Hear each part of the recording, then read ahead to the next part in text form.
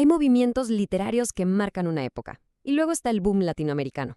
Un momento que fue mucho más que un conjunto de libros exitosos. Fue de verdad una explosión creativa que redefinió la identidad de todo un continente. Le demostró al mundo que la historia se puede contar de muchísimas maneras, y a veces las más mágicas son las más verdaderas. Y todo empieza aquí, con esta línea, que es probablemente una de las más famosas de la literatura universal. La primera frase de Cien años de soledad. En un solo trazo, Gabriel García Márquez nos mete de lleno en un universo donde el pasado, el presente y el futuro están totalmente conectados. Es una historia sobre la memoria, sobre el destino y el conflicto, que son justamente los grandes temas que definieron a toda esta generación de escritores. Pero, a ver, para entender de verdad el boom, es súper importante ver dónde y cuándo nació. Los años 60 en América Latina fueron una época de una agitación política y social tremenda. Por un lado, la Revolución Cubana del 59 parecía prometer un futuro nuevo, pero por otro, los golpes militares y la violencia de la Guerra Fría sacudían todo. Y en medio de todo ese caos, la literatura se convirtió en una especie de campo de batalla, pero también en un refugio. Y fue precisamente de esa agitación que surgió una auténtica explosión literaria, una que de la noche a la mañana pondría a toda una región en el mapa cultural del mundo entero. Ojo, que el boom no fue solo que se vendieran muchos libros, no, fue un fenómeno completo. De repente, las editoriales, sobre todo en España, se empezaron a fijar en estas voces nuevas, atrevidas. Fue el momento en que la ficción latinoamericana dejó de ser vista como algo exótico o regional para convertirse, por derecho propio, en literatura universal. Y en el corazón de este movimiento, claro, estaban ellos, los cuatro gigantes.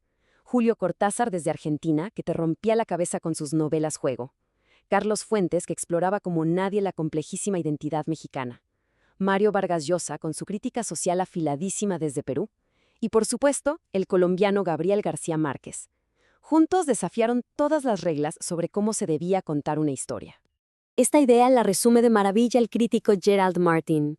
Él decía que en los años 60, cuando el mundo miraba hacia América Latina, veía dos revoluciones ocurriendo al mismo tiempo. Una era política, la de Cuba, y la otra era literaria, y estaba pasando en las páginas de estos libros. Y si tuviéramos que elegir un solo epicentro para esta explosión, un libro que lo cambió absolutamente todo y que se convirtió en el gran símbolo del movimiento, ese, sin ninguna duda, fue Cien años de soledad. Es que Cien años de soledad no es solo una novela, es casi un mito fundacional, ¿no? Macondo, ese pueblo que nunca existió, se convirtió en un espejo de todo el continente.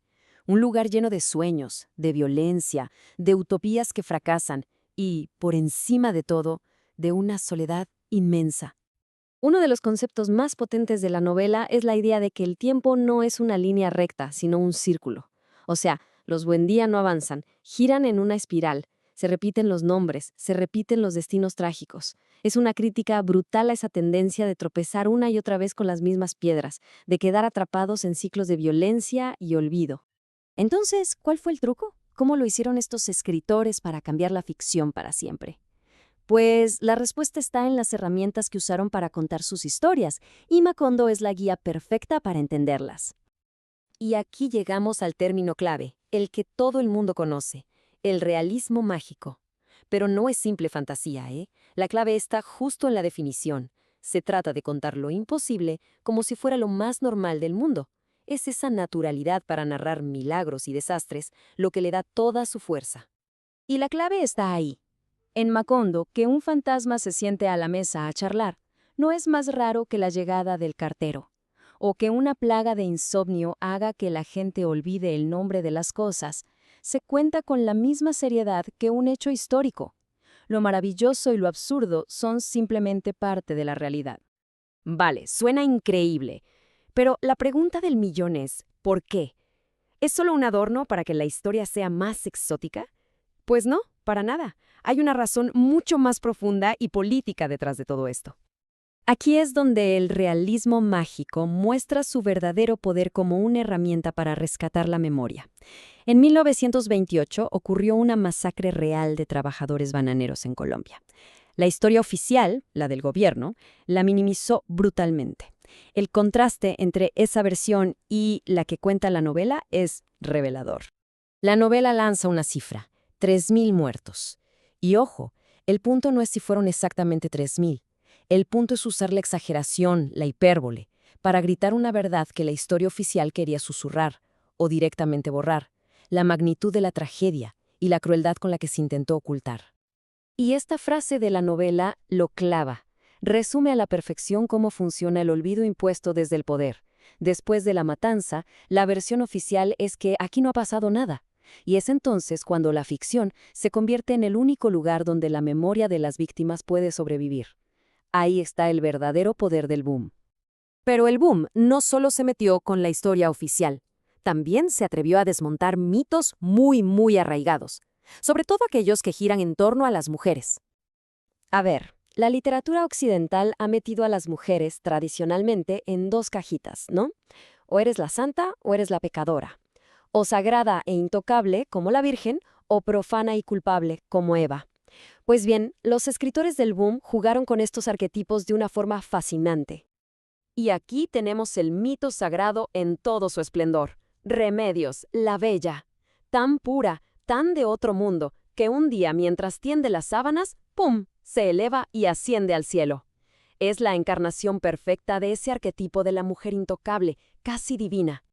Pero, y aquí viene lo genial, el propio García Márquez contó que la historia real detrás de este milagro era mucho más terrenal. En su pueblo, una chica se escapó con un hombre, y la familia, para tapar la vergüenza, se inventó que había subido al cielo. La novela elige contar el mito, pero al conocer su origen, se rompe por completo esa barrera entre lo sagrado y lo profano. Entonces, después de todo este recorrido, ¿qué nos queda hoy de esa explosión literaria? ¿Cuál es su legado? Pues, en resumen, el boom fue un antes y un después. No es una exageración. No solo puso a América Latina en el mapa literario del mundo, sino que también les dio a los propios latinoamericanos una nueva forma de mirarse, de entender su propia y complejísima realidad, y demostró que la imaginación puede ser la forma más potente de resistencia contra el olvido. Y así volvemos al final de la novela, a esa famosa y terrible última línea. Las estirpes condenadas a 100 años de soledad no tienen una segunda oportunidad sobre la tierra. Suena una condena, ¿verdad? A un destino inevitable. Pero la gran pregunta que nos deja el boom, el desafío que nos plantea, es si realmente es así. ¿Están los pueblos condenados a repetir sus errores para siempre? ¿O puede la literatura, al rescatar la memoria, ofrecernos precisamente eso, una segunda oportunidad sobre la tierra?